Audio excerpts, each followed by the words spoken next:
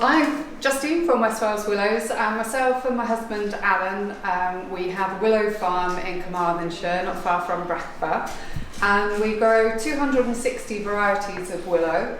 Not all of them are suitable for planting structures, living willow structures like that, or weaving. Some of them are ornamental, so we've got black catkins, pink catkins, every shade of cream and pale pink as well.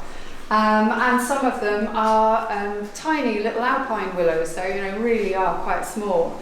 And some of them are used for biofuel, so they'll grow 12 foot in a year. So you can see the genus Salix is a really, really wide-ranging variety of trees, effectively. The willow that we mainly grow, though, on our willow fields is coppiced every year. So we plant it and then we cut it down every year. Because if you want to weave baskets, anything like that, you need willow that are nice and straight. If you leave them in the ground, they start going branchy, so it's not a lot of good, really, for willow weaving. Although some of the thicker varieties I do grow for a couple of years to make thick willow for uprights on my plant stands and things like that. So just to give you an idea, this is quite a thick willow. This is a viminalis, so we've used some of that in the living willow fedge, and that's what it looks like 4 years later. So you can see, and so this can be used for biofuel. So you can see that's a nice sized log, and we have a 5-year rotational coppice on our farm. So we've got a bed, a 5-year-old, a 4-year-old, a 3-year-old bed, etc. So we'll be coppicing one this winter, and that will be firewood for us. We don't chip it, we just log it like this, and then leave it for a year, and then that will be some of our fuel for the following year. But looking at the fedge that was made, so Julie kindly asked us to come along and do that, and you can see how we planted it. Now, because the soil here was probably a bit of was it builder's rubble over there? So unfortunately, Tez, Julie and the gang had to dig a trench about 12 inches wide by 12 inches deep, and then fill it with some decent soil, because although willow quite happily grow in shaly ground, because it was very shaly and chalky, that will give the willow a really good head start, and you can see from the growth out there it really has got going, so that was very much worthwhile. And when we planted the full length of willow, so that's a willow rod, it has to go in about 12 inches, and then the bark on that 12 inches will root. There are tiny little nodes on the willow. You can see it a bit more on here, but these little dots are all root nodes. So when that is in touch with the soil and dampness, the roots will be growing. So the root system there will be quite established now already.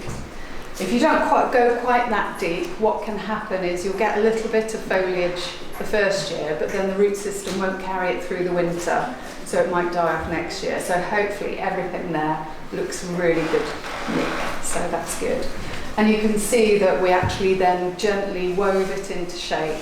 And you saw quite a lot of tying there. That's the one thing about living willow structures, is it does require a bit of tying, because especially here it's quite windy. So we wanted to make sure that it was really stable, and I think someone ran home and got some stakes as well. So we put stakes just at the end of some of the fedges, because it is particularly busy here, windy. But we've got several varieties of willow in there, as I said. Most of the uprights, so the bits that go straight up, are a variety called Salix candida. And it is a beautiful, beautiful willow. It's got quite big leaves, not really kind of the thin willow leaves that you associate with willow. So it's got quite fat ones, but they're hairy as well, and the stems will be hairy. So in the winter, when the leaves drop, it will look like stag antlers in the frost. It's really pretty.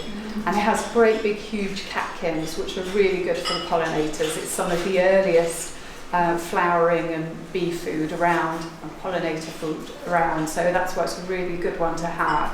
On a warm sunny day, hopefully you'll see lots of bees and pollinators kind of stuck to the catkins trying to get something to eat.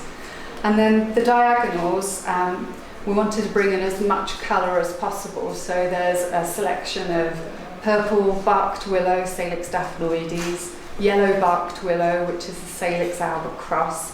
We've got a couple of shades of green, some brown, so we've tried to bring in, a black one, to bring in lots of colour.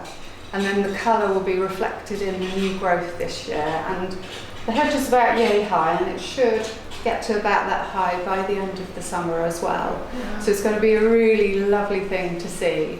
And then when the leaves drop, not all of them will bear catkins, so the yellow ones don't tend to have catkins in the first year, but a lot of them will do. So you leave the catkins, then once the catkins are finished, you can just come along and trim everything, and then it will grow again the following year, and it gets thicker and thicker and more vigorous and more vigorous. So be a really nice talking point. Mm-hmm. And like I say, in the winter when the leaves drop, you'll have all those beautiful colours as well showing through. So it should give you some winter colour as well as the beautiful gardens that you've got out there. We do have an open day at our place. It's about an hour away, but I think there are plans for the Green Dragon minibus to come over and see us. I understand someone's just passed their driving test to pass the Dragon minibus. But we do have an open day, open weekend, the 7th, 8th and 9th of October, where we open the willow fields. And we have our own fudge there as well. It's not in a circle, it's straight lines, but we also have huge arches.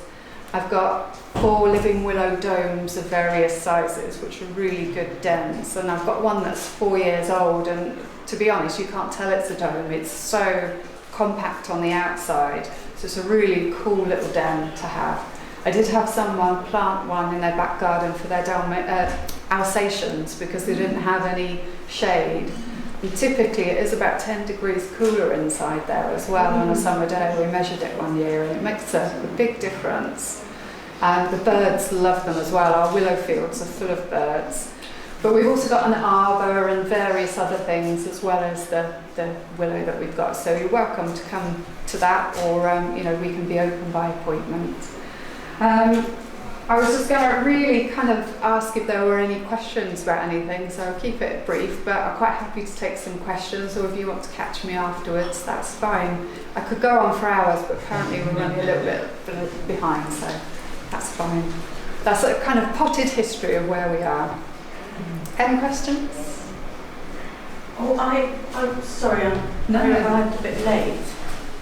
That's fine. I heard a bit about it being a foot down, but how high can you have the stick above ground? As high as the willow has grown. So I mean, if it's No, I mean when you plant it. When you plant it, yeah. So, really? Oh, okay. So some of our willow grows about 14 foot in a year. You can plant the whole of that. I would probably go a little bit really? Deeper. Wow. With that. Well, that's interesting. Yeah. Yeah. So one of our domes is 7 foot tall and 3 meters wide. So you could imagine the span that you would need to get up there, and it doesn't just end at the top. You have to have some crossover. So yeah, as tall as it is. I've seen there's a huge structure in Germany which is called the Willow Cathedral, which is big. It's probably bigger than this room, and they use 4 or 5 year old willow for that. Wow. And then as long as it's planted and watered well in the first year, but that's why we plant it in the winter. So that's why we were out there. It was a beautiful day in the end. We had a lovely day, but we have been known to plant things in driving rain. And so what is the best month to plant? Before Christmas or after? So when the willow is dormant, so it's difficult to say because that's different time every year depending on the seasons. As soon as the leaves have dropped, you can plant willow. It tends to be December to March because you've got to get it in before the catkins appear. And then that means the sap has started rising. So really the ultimate time is probably early February. But you have to not plant when the ground is frozen as well. Right. So yeah. So as tall as you like. We also sell living willow cuttings of all our varieties that are that big in the winter months, and you only need to put about 7 inches in the ground and 3 inches above, and then that will grow as well. Yeah, so maybe if I came to your open day, I could purchase things like that. You can pre-order. It's not quite ready in October, but we take pre-orders then, and then they'll be usually dispatched from December to January. Depends again on the season. So yeah. Great. But it's a lovely versatile thing. I mean, the bark contains salicylic acid, which is what aspirin comes from. So it's a really lovely material to grow as well. And then I'm also a basket maker as well, so it's a beautiful material to weave. So I really enjoy that.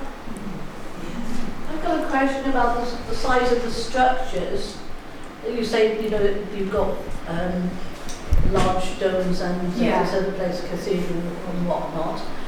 Do the planning people get involved, or, you know, as a living structure, that's okay, is it? So you would have to check with your local planning authority, sorry to kind of...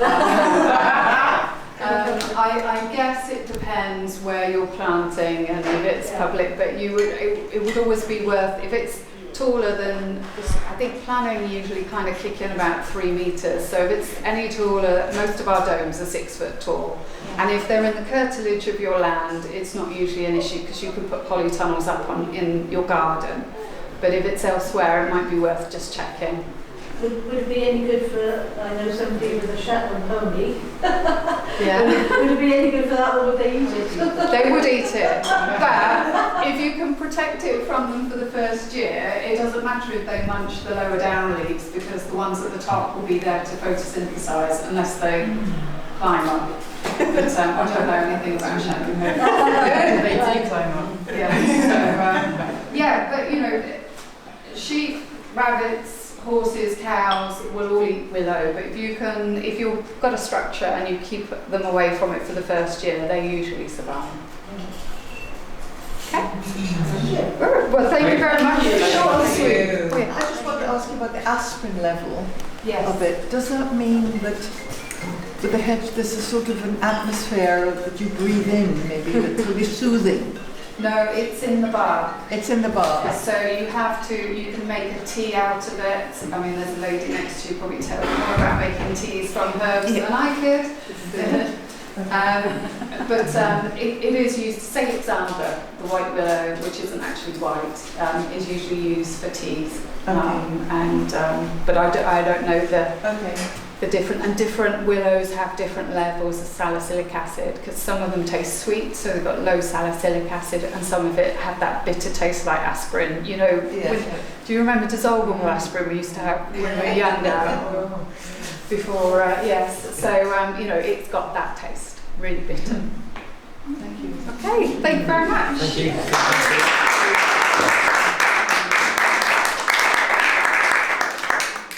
I'd just like to say thank you to Justine for the workshop that she did here during this. I think it was fantastic.